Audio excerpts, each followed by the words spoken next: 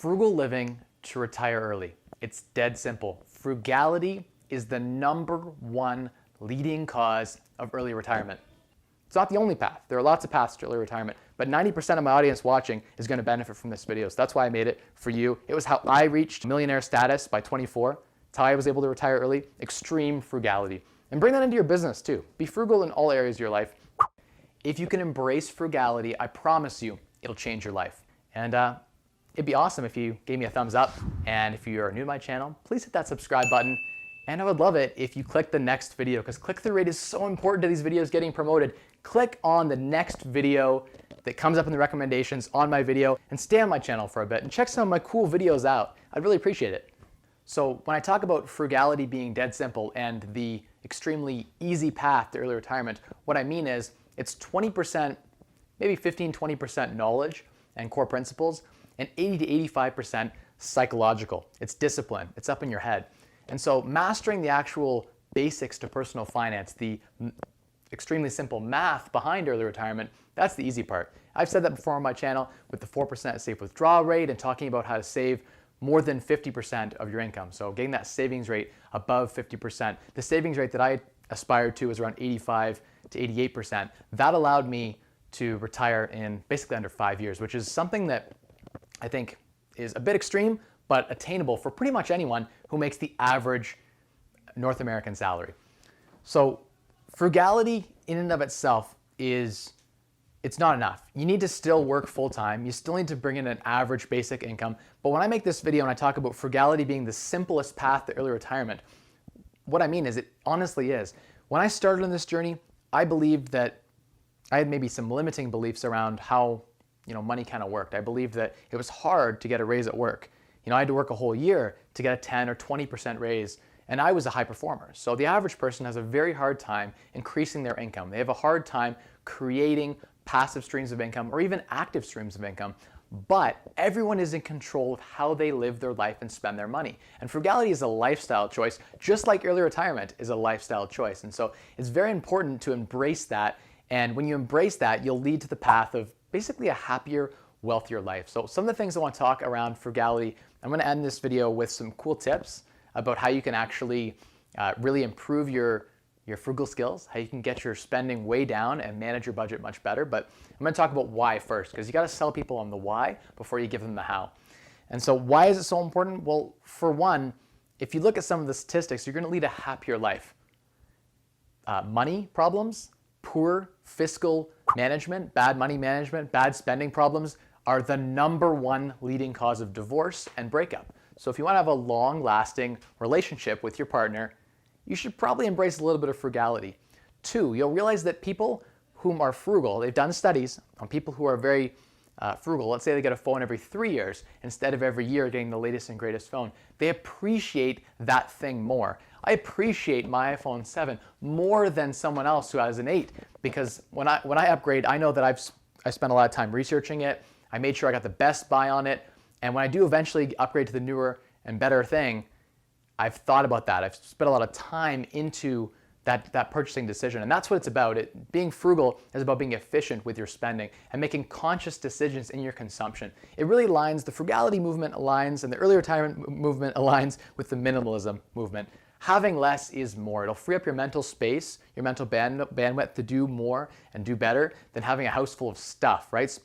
Imagine if you didn't go out shopping to the mall every Saturday, because by the way, I was just at the mall recently and it was packed. There were teenage kids everywhere buying clothes, shoes, the latest and greatest tech gadgets. And I'm thinking to myself, I don't spend any time shopping. I haven't bought clothes in a year. What have I been doing with all of that time? Well, I've been making videos, I've been buying properties, over a property a week now, 9 properties in the last 30 days. We're going hard because I'm investing that time not in consuming, but in the act of conscious consumption and good use of my time. Now, the reason I'm not going to talk about the abundance mindset, the mindset that you'll hear at the 10X conference I was just at in Miami, there's this idea you should just spend unlimited, right? Blank checks, as long as it's growing your sales revenue, as long as you're getting more income. But I think that's a flawed approach for a couple of reasons. 2 reasons. One, $1, so Grant, Uncle G, I like Uncle G. He's got a ton of good stuff around growing a successful sales business and building a big business. But I don't think he is very prudent about the bottom line. And so he talks about a dollar saved is a dollar. I think it's actually more than that. A dollar saved is probably $2 to $2.50 earned, because you basically, when you save a dollar, it's an after-tax dollar. So you have to go earn $2. So you say, I'm going to spend $10 at Starbucks. Who cares? You have to go make $20 to make that $10 net of tax in most cases, right? Plus, here in Ontario, there's 13% sales tax on everything you're buying. So you're being taxed at multiple layers the more you consume. And so that's why, for one, saving has a really good impact on the amount you actually need to earn. So you could just have an easier life, make $50,000 a year, and have the same net savings and net worth as someone who makes 75 or 100 just by making conscious, smart consumptions and living frugally. So that's why I'm talking about frugality today. And the second thing, I promised two things. One was that a dollar saved is more impactful than a dollar earned. A dollar saved is worth $2 earned. So you go save $100,000 from your bottom line, that'll have double the impact. In fact, it has a double impact for the second point. You actually need less to retire. If you're living on a budget, if your lifestyle requires $100,000 a year in spending, let's say you need to spend $100,000 a year to keep yourself happy, because that's what you're accustomed to. And by the way, the body acclimatizes to pretty much any environment. And so if you were to cut out the Starbucks coffee, I promise you wouldn't be any less happier. You would find a way to enjoy those Kevin O'Leary 18-cent homemade coffees just the same. In fact, you might even be happier because you're spending less time waiting in line at Starbucks to get that coffee, and all of the things that go along to driving to the McDonald's or the Starbucks, the Tim Hortons to get those consumer goods and products. But so because you need less, you save faster to early retirement, and you need a lot less. So if you're spending $100,000 a year, the 4% safe withdrawal rate, or 25 times your annual expenses, is the number you need to hit. That means you need $2.5 million in net worth to be retired. So if you spend $100,000 a year, you need $2.5 million to retire.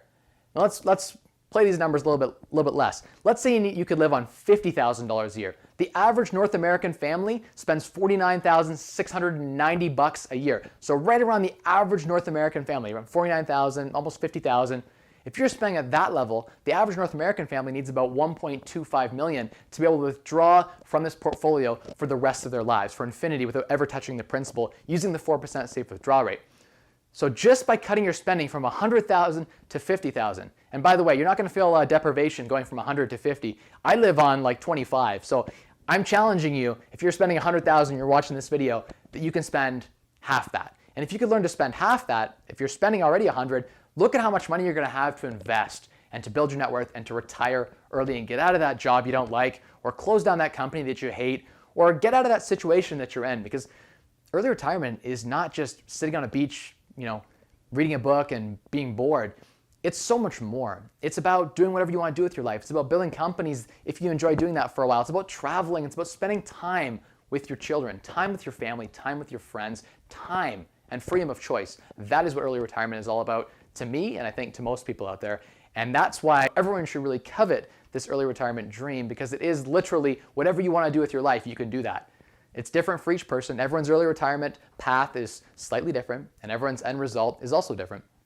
But the double punch of frugality is something that if I tell you to earn more or to maximize returns, there's no double punch there. There's earn more and there's maximize returns. But with frugality, you save to retirement faster. You get there faster, and you need way less. So if you were to cut your spending in that example from $100,000 to $50,000, you're now throwing an extra $50,000 a year at your early retirement. It's compounding and growing. So that $50,000 becomes $100,000, becomes $200,000, becomes $1 million over time. Each and every year you save that. Plus you need only $1.25 million to retire instead of $2.5. So you need half the retirement portfolio to retire. Now imagine if you could go in a quarter. You go from $100,000 spending down to $25,000 with a house hacking situation, say a duplex living situation, or some sort of architected scenario where you rent a property and rent out other unused portions of that property. Now we're getting some creative ideas getting towards the end of the video of ways you can actually look at the average North American budget and cut. Because people are going to say, okay, I'm sold, Mike. I need to get my spending down. I know it's going to have double the effect of earning another dollar. By the way, I am still pro finding ways to pick up side hustles and buy rental properties and do all of these things you need to do to increase your earnings. I want you to get that promotion at work if that's going to make you get to fire faster and make you happier. I want you to get that rental property. I'm here to encourage you to do that. And I, of course, want you to pick up those side hustles. If you know how to play piano, teach piano. If you are a good driver, drive on Uber, cool, do that. Make that extra money, but don't compromise on your spending, on your budget. Because at the end of the day, if you're making 100 and you're spending 100, you're netting zero, nothing. You gotta have a 6-figure job and have nothing left over. And this is what a lot of people in North America are experiencing. The next recession hits and they have no wealth because they've spent everything they've earned. They've wasted their life energy. And I'm asking you to delay gratification just a little and invest in your future self. Invest in your early retirement and invest through frugality in yourself. So what are some tips? How do you actually go about doing that? You're on board now. I've got you captivated to this point. You want to spend less. You're all about that frugality because you're all about that early retirement, that freedom lifestyle. The average North American budget, what does it look like? We're going to throw something up on the screen right now, just kind of show you the average North American budget. But I believe the average North American family spends about 1/3 of their income on housing and about another 25% on transportation. So over half of their spending is just on their accommodations and their transportation. I would try to encourage you to find a way to hack those situations down. Maybe you could carpool with someone. Maybe you could live closer and bike or walk to work. Maybe you could get a transit pass and save some money. Or maybe, just maybe, you could sell that car that you just bought last year and trade it in for an older model that's paid for, that has no car payments, that's really good on gas, that's gonna save you a ton of money in the transportation category. I spent around 1/5 what the average North American does on transportation. I have a great, reliable car. I have an awesome Ford Focus. It's the color gold. It's easy to find in a parking lot. It looks like the Money Mobile, the gold brick. It cost me $2,000. So, and the amount of gas I spend, I fill up, maybe once or twice a month, and I drive quite a bit to my properties for $40, $50, $60 a month in gas. People are spending $200, $300, $400 driving Jeeps and SUVs. This is one way you could cut, and it's really, really impactful. The next one is your housing. So find a way to rent hack. I've got videos about that where you basically rent a place and then rent out unused portions of that property to cover the rent expense, get roommates, that sort of thing. Or you house hack. You buy a duplex, you buy a triplex, you rent out other portions of the property, maybe you build a tiny house in the backyard if it's legal in your municipality, and you find a way to rent that out too. So you can create cash flow from unused portions of your property, and that allows you to live for free. It's what I've done for the last 7, 8 years. 8 years now. I have lived basically for free. In fact, I've been paid to live in some situations where I'm even making a little bit of money to spend towards food.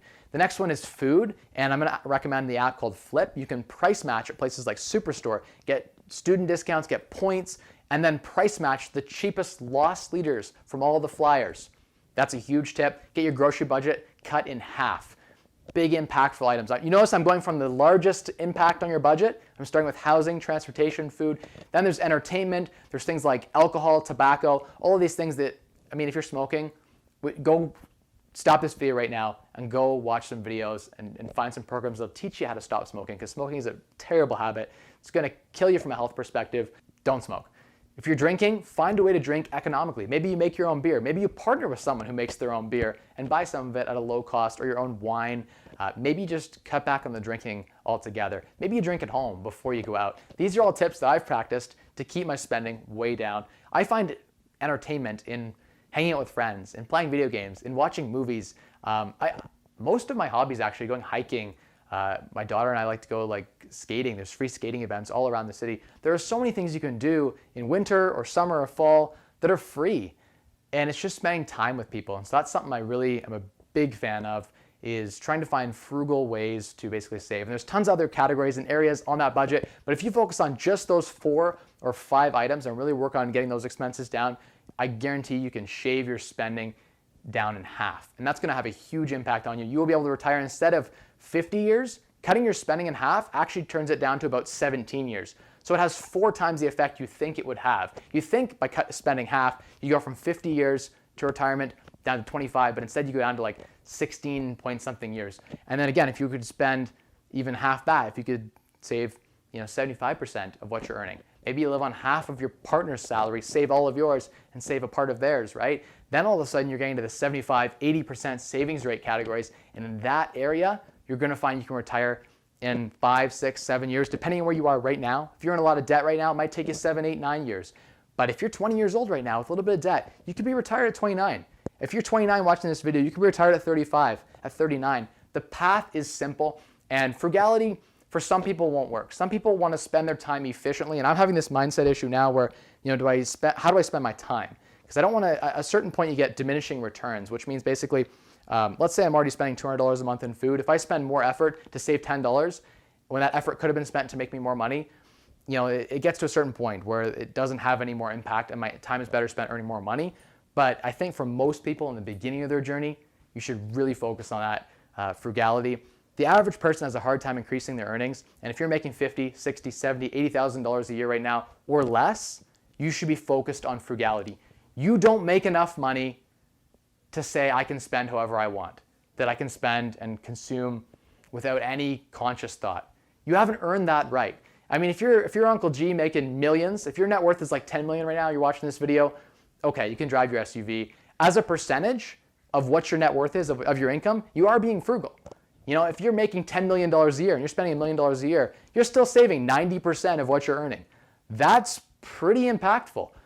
If you're saving 90% of what you're earning, I can't fault you for spending $1 million a year because it's all relative to the income that you're bringing in. People want that baller lifestyle. They want to live rich when they're poor. But what you find is if you study people like Bill Gates or Warren Buffett, they're rich, but they live like they're poor. You'll see Warren Buffett in line with a coupon for a coffee, right? You'll see Bill Gates dressed in like $50 clothes, a pair of jeans and a shirt. That is how many of the ultra wealthy live. And that's how they built massive amounts of wealth, was not through consumption, but through astute saving and investing. As always, everyone, the secret to unlocking a wealthier you is spending less, earning more, and maximizing returns. Thank you so much for watching this video. Mike Rosehart, out!